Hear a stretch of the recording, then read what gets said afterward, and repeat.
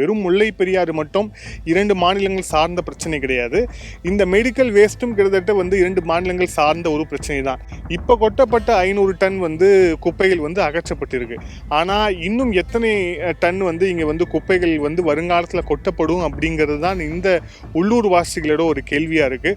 So தொடர்ச்சியான ஒரு கண்காணிப்பு அப்படிங்கிறது வேணும். குறிப்பாக இங்கே இருக்கக்கூடிய செக் போஸ்ட்டில் இந்த குப்பைகள் வந்துச்சு அப்படின்னா அந்த குப்பைகள் என்ன ஏது அப்படின்னு விசாரிக்கக்கூடிய அமைப்பு அப்படிங்கிறது, விசாரணை அப்படிங்கிறது அந்த செக் போஸ்ட்லேருந்தே தொடங்கணும்.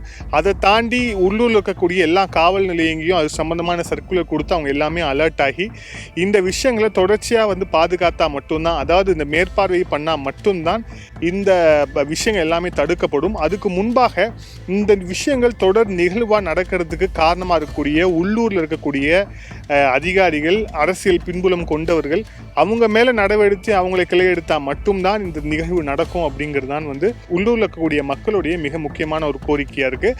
அதுதான் ஒரு நிரந்தர தீர்வை கொடுக்கும் அப்படிங்கிறதும் அவங்களுடைய பதிலாக இருக்குது அப்படிங்கிறத நம்ம பார்க்கணும்.